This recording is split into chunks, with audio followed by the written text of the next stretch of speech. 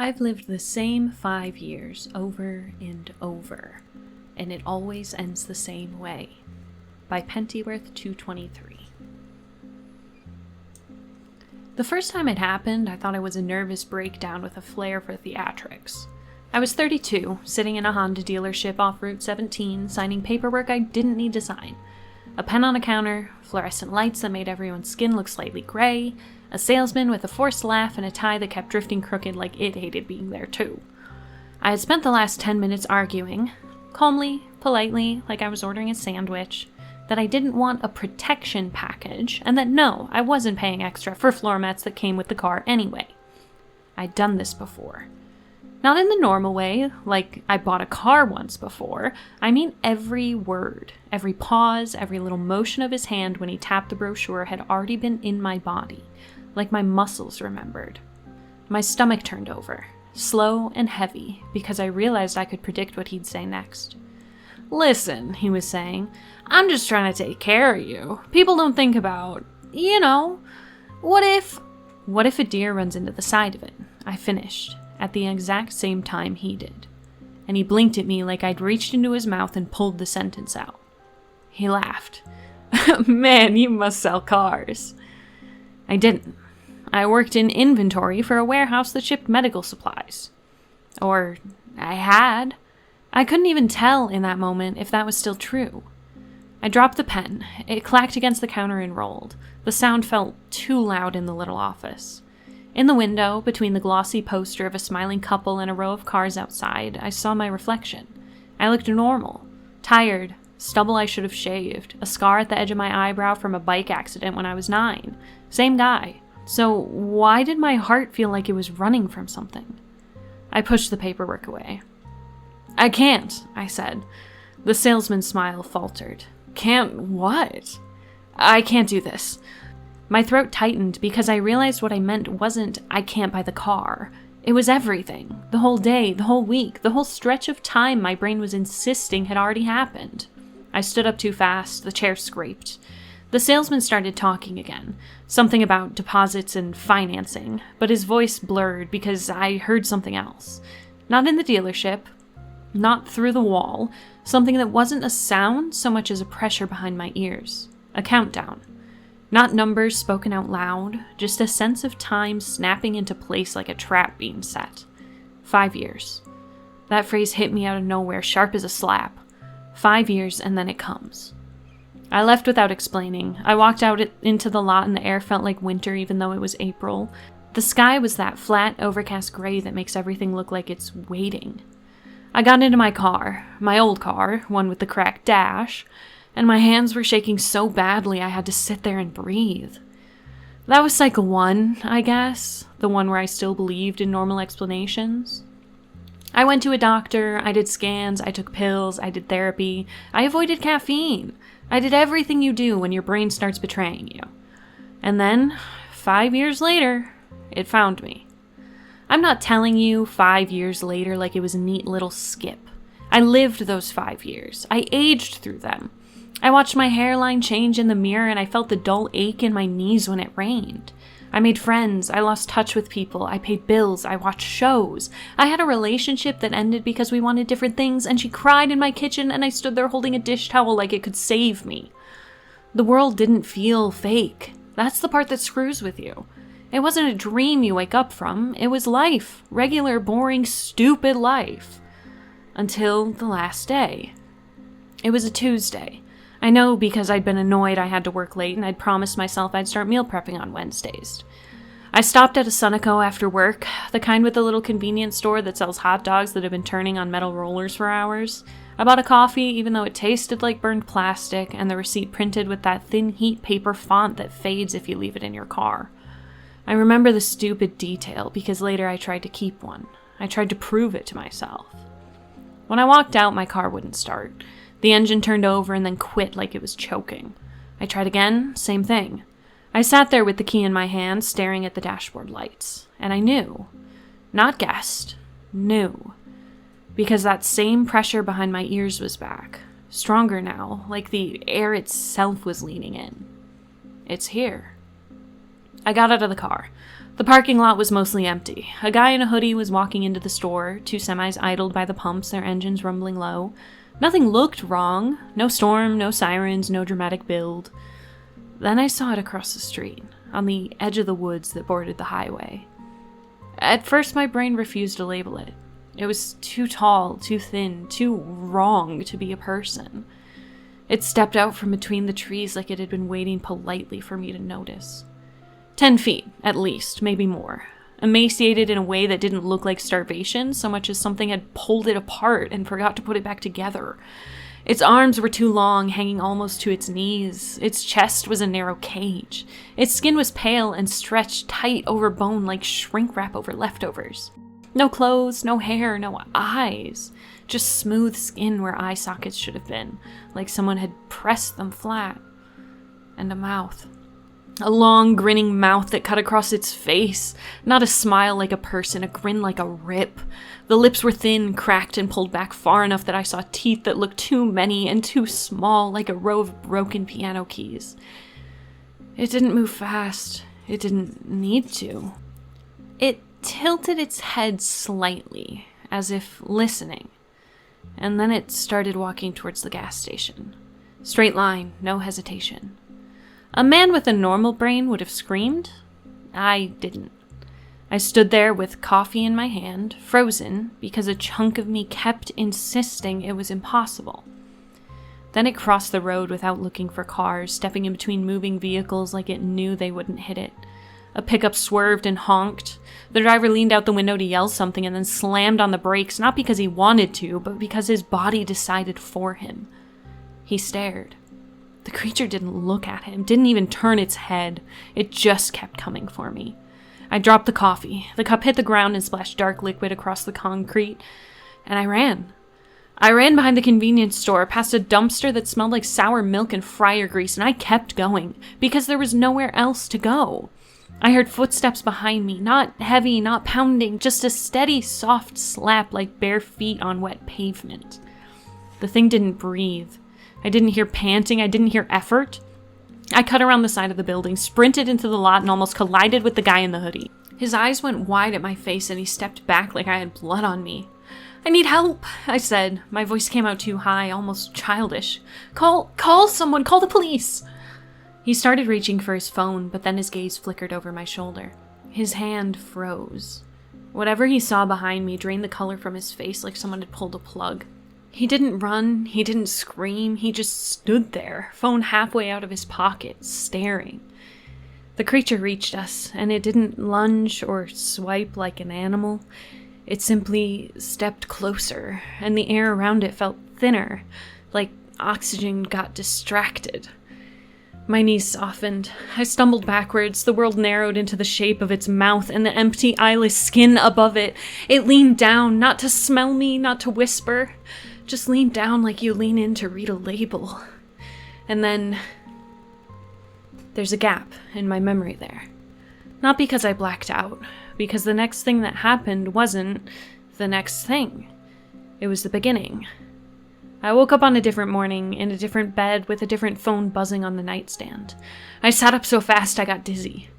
Outside the window, sunlight, birds, a normal day. My phone's lock screen showed a date. 5 years earlier. I laughed out loud, one short bark because my brain couldn't decide if it was relief or hysteria. I checked my reflection in the bathroom mirror and I saw I was 5 years younger again. The tiny lines near my eyes were gone, my shoulders didn't ache when I moved. I stood there, gripping the sink so hard my knuckles went white and I understood something that felt too big to fit into words. It reset. 5 years, and then it resets. And it comes for me in the end. I don't know if it's infinite. I don't know if there's a number where it stops. I just know I keep waking up at the start. And I keep hoping one of these mornings will be the last time. And that was when I started keeping notes. Not a journal in a poetic sense. A system. Lists, hard dates, things only I would know so I couldn't talk myself out of it later. In one cycle, I set up a Gmail draft to myself with the subject line I'd never write by accident. Read this first. 5 years reset. Eyeless giant. I left the typo on purpose. I attached a photo of my own face and circled my scar with a red markup tool like a lunatic. I wrote down the dealership moment, the coffee taste, the hoodie guy's frozen hand. When the reset happened, the draft didn't exist. The account wasn't logged in, the phone was in a different model, the typo never got to exist. That's when I learned the rules that keep ruining every proof plan. The loop doesn't preserve my tools. It preserves me. The world rearranges around my decisions like a slot machine that spins the same reel but stops on different symbols. One cycle, I stayed in my warehouse job. Another cycle, I quit on impulse and went back to school. I became a teacher for 3 years, teaching 9th grade English in a school that smelled like pencil shavings and cafeteria pizza. I had a classroom, a desk, students who made jokes and complained about essays. I thought, in that cycle, maybe being around kids, being grounded, would stop the spiral in my head. It didn't. At the end of that cycle, it found me in the school parking lot. It was winter. Snow piled against the curbs and dirty gray slabs. I'd stayed late grading papers. The building was mostly empty, except for the custodian pushing a mop bucket down the hall and humming under his breath. I walked out with my bag slung over my shoulder, thinking about whether I was going to stop at ShopRite. I saw it standing by my car like it belonged there. No eyes, that grin. The snow around its feet was melted in a perfect oval, like heat radiated off it, but its skin looked cold. I dropped my bag and tried to run into the building. The door wouldn't open. Not locked, not stuck.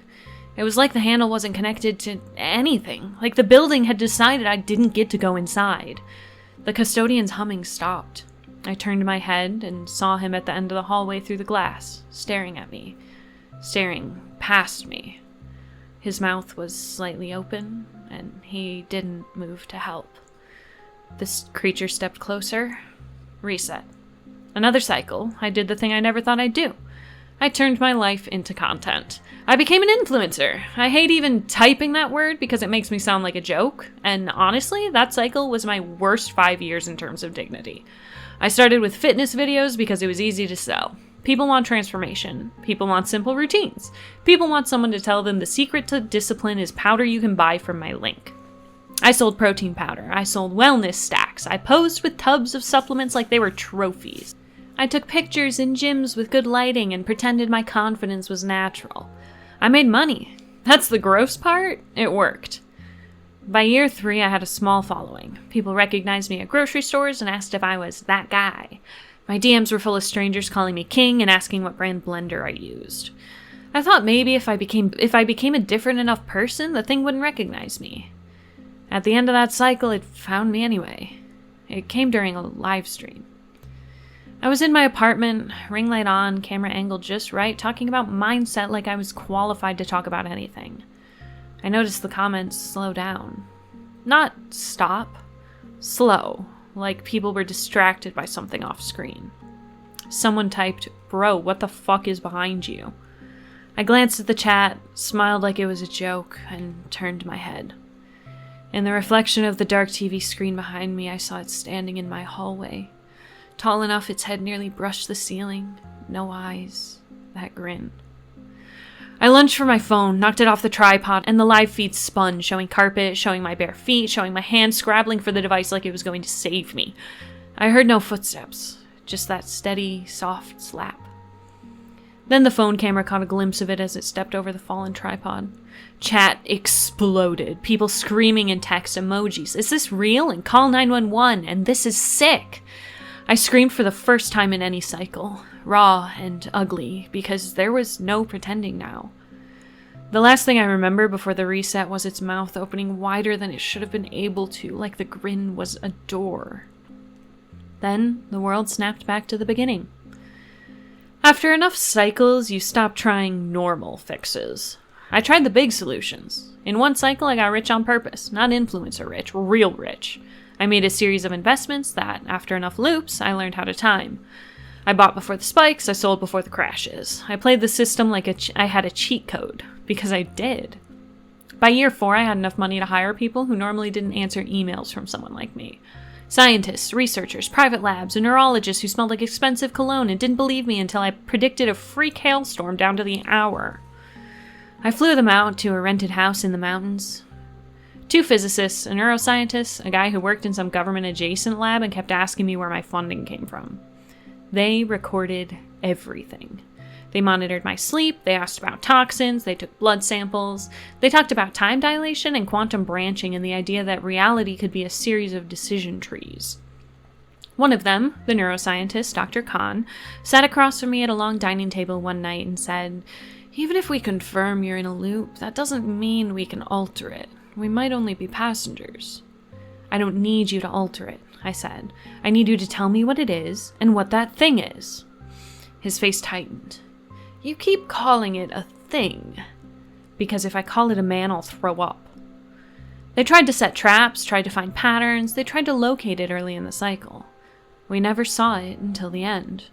It was like it didn't exist until it did.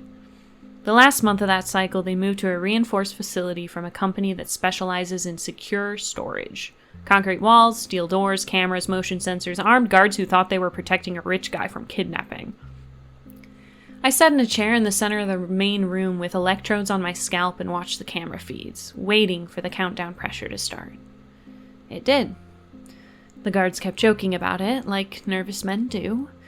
Then every camera went to static at once. Not one, all of them.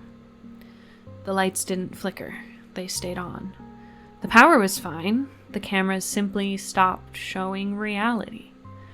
The steel door at the far end of the corridor, the one that was rated to withstand a truck slamming into it, made a sound.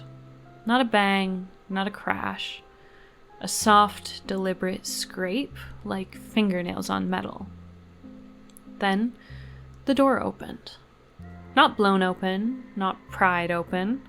It swung inward like someone had turned the handle. It stepped into the corridor, ducking its head slightly to clear the frame. No eyes, that grin. One guard fired. The gunshots were deafening in the confined space. The smell of gunpowder filled the air so fast it made my eyes water. The bullets hit it. I saw them strike skin. I saw the way its flesh dented and then smoothed. It didn't bleed. It didn't flinch. It didn't even turn its head towards the shooter. It just kept walking towards me. The guards' screams were the worst part because they weren't brave soldier screams. They were human animal noise. Panic, disbelief. I tried to run. I got maybe 3 steps before my legs went weak, like someone had turned off the signal to my muscles. It stopped in front of me. Dr. Khan shouted something behind me, but his voice sounded far away, like he was underwater. The creature leaned down again, close enough that I smelled it. Not rot, not death. Something dry, like dust in an old attic, like paper left in the sun. Its mouth opened, reset. After that, I tried spiritual. One was a woman outside Santa Fe. I remember her because she didn't act impressed. She didn't act greedy. She didn't act like I'd handed her a story she could monetize. She acted tired. Her place was a 1-story abode-looking house with a chain-link fence and a yard full of scrubby plants that looked like they survived out of spite. Inside, the air smelled like dry sage and hot dust. No incense fog, no dramatic candles everywhere. Just one table in the center of a room with a packed dirt floor and a ceiling fan that squeaked on every rotation. She introduced herself as Marisol. She was maybe late 50s, hair braided back, hands stained with something dark that could have been dye or soil. She watched me sit down like she was already measuring how fast I'd run. I told her the truth. All of it. The 5 years, the reset, the thing. She didn't interrupt. She didn't smile. She didn't lean in. When I finished, she said, "Describe its face." "No eyes," I said. "Just skin, smooth, and a mouth, a grin." "How tall?" 10 feet? Taller. Like it shouldn't fit through doors, but it does. Marisol nodded once, like that checked a box she didn't like. She got up, walked to a shelf, and pulled down a shallow bowl. In the bowl was a gray powder that looked like ash and a small glass vial with a cork. She came back and set them on the table. "Blood," she said. I stared at her. "I'm not asking you because it's dramatic," she said.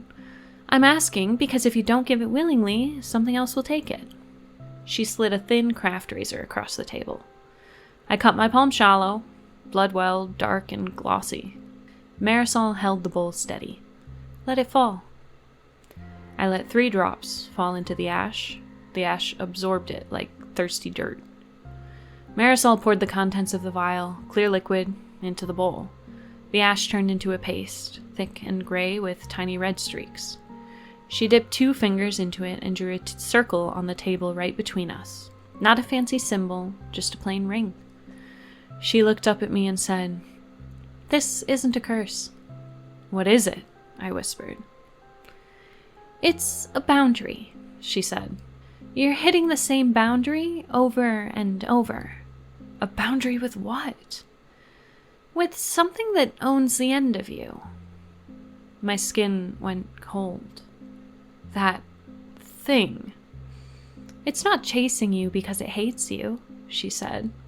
"It's chasing you because it's what comes next." "Can you stop it?" Marisol stared at the circle she'd drawn like she didn't want to touch it again. "No," she said, "but I can ask a question." "What question?" She pressed her fingers to the ring of paste and whispered under her breath, Spanish, maybe mixed with words I didn't recognize. Flat, controlled, like she was reading a receipt. The ceiling fan squeaked overhead. My ears popped. Not in the normal pressure way, sharper, like someone shoved a finger into both ear canals at the same time. Marisol stopped mid-whisper. Her face blanched. She lifted her hand from the circle and stared at her fingers. The paste on them was drying too fast, cracking like old mud. She met my eyes and said, "It heard." My heart slammed. Who heard? Marisol stood so fast her chair scraped. "Get out." "What, Marisol, what did you— Get out!" she snapped, voice rising for the first time. "Leave my house!" I stood, dizzy. "Is it coming now?" "No," she said, and the way she said it made it worse. "But you just made it aware that you're trying." "But you said it isn't aware." Marisol's eyes flickered to the hallway behind me, then back to my face. "It doesn't remember cycles," she said. "That's not the same thing." "What did I do?" "You knocked," she said, "and something on the other side moved." I left. I remember my shoes crunching grit on her porch. I remember the sun feeling too bright. I remember getting into my rental car and sitting there with my hands on the wheel until my knuckles hurt. I never went back. At the end of that cycle, it still came. Now, you might be asking what the beginning is, what moment started the 5 years. It's always normal. Not a lab, not lightning, not a monster sighting. I wake up on a morning that feels like any other. Different beds sometimes, different apartments sometimes, different city once, but the same me, and the same sense, like there's a script I'm supposed to follow that I keep messing up. The only consistent thing is the pressure behind my ears when the end gets close. It starts faint about a week out, like a headache that comes and goes. Then it gets stronger and stronger until it feels like the air itself is squeezing. This cycle, it started earlier. That's why I'm posting now. In the first month of each cycle, I will see, somewhere, somehow, a man in a red windbreaker holding a white plastic bag. Sometimes he's on a sidewalk, sometimes he's in a grocery store line, sometimes he's crossing a parking lot. He always looks like he's in a hurry. He always glances at me like he recognizes me, then looks away like he decided he doesn't. In the current cycle, I saw him at a Target in Paramus. 3 months in. Notebook aisle. Clearance stickers. He looked right at me, and his expression did something small and ugly. Pity, maybe. And then he disappeared into the crowd. That's how normal it stays. Until it doesn't. This week, I started preparing like I always do, even though it has never worked. Energy drinks, protein bars, a first aid kit, running shoes. And a body camera. Last night I tested it by recording myself in my kitchen, saying the date out loud and holding up today's mail. When I played it back, everything looked fine except for a thin line of static across the top frame that only showed up near the end of the clip. This morning I woke up with dried blood under my nose. I checked the date, I counted days. 5. This afternoon, I was walking past the laundromat with the broken open sign. The air smelled like dryer exhaust and stale detergent. A TV inside played a daytime talk show too loud. I stopped at the crosswalk because the light was red. A woman stood next to me with 2 grocery bags. She looked tired. She kept adjusting her grip like the handles were digging into her fingers. Behind us, a car idled, bass thumping so low it vibrated the air. Everything was normal. Then, the woman beside me went rigid. She didn't scream. She didn't turn around dramatically. She just went still, like her muscles locked. I glanced at her face. Her eyes were wide. She was staring across the street. Her lips moved. "What?" she whispered. I turned my head. Across the street, between a parked delivery van and the brick wall of closed bank, there was a narrow gap of shadow that shouldn't have been that dark in the daylight. In that shadow, something tall shifted. It wasn't fully there, not in the way it is at the end. It was like the outline of it was trying to form, and the air was resisting. But I saw long arms, pale skin, and the mouth. That long, grinning cut of teeth hovering in the dark like a smear of white. The woman stumbled backwards. Grocery bags slipped from her hands. A jar of pasta sauce shattered on the concrete. Red splashed like an accident. The car behind us honked, impatient. The thing in the shadow moved forward an inch. My ears popped, hard, like someone shoved pressure into my skull and twisted. Pain flashed down my jaw, my vision narrowed, the street tilted. I clapped a hand to my right ear and felt warm wetness. Blood. My hearing in that ear dropped to a muffled roar like I'd gone underwater. That's new. That's the cost. And for the first time, it didn't feel like the loop was waiting for the last day. It felt like I'd just touched something I wasn't supposed to touch. I ran. I sprinted down the street past the vape shop and the nail salon and the pizza place with the greasy smell. I heard someone shout after me. I made it back to my apartment building and slammed through the front door, nearly shoulder-checking an old man coming out. He cursed at me. I didn't stop. I took the stairs 2 at a time, my right ear ringing so loud it drowned out everything, and I got inside my apartment, locking the deadbolt, then the chain like it was going to matter. I stood in my living room, chest heaving, and waited. The pressure in my head didn't ease. I walked to my window and looked down at the street. Across the street, by the bank, a small crowd had gathered. They were pointing at the gap between the van and the wall. Some had their phones out. And in the middle of them, standing completely still, was a man in a red windbreaker holding a white plastic bag. He wasn't looking at the shadow. He was looking up, at my window. His face wasn't confused or curious. It was flat, like he'd been waiting for this. He raised his free hand and made a small motion. Come down. Or maybe you shouldn't have run. Then he turned and walked away into the crowd, disappearing like he'd never been there. I looked back at the gap of the shadow. Nothing. No mouth, no outline, just daylight and brick and the side of a van. But the women's jar of sauce was still broken on the sidewalk. The people were still pointing like they couldn't stop themselves. My right ear was still bleeding, slow and warm. I clipped the body camera to my chest and pressed the button until the tiny red light came on. The muffled roar in my right ear hasn't stopped, and I can hear bare feet in my hallway now. Soft, steady, close enough that when I hold my breath, I can tell exactly where the sound is stopping.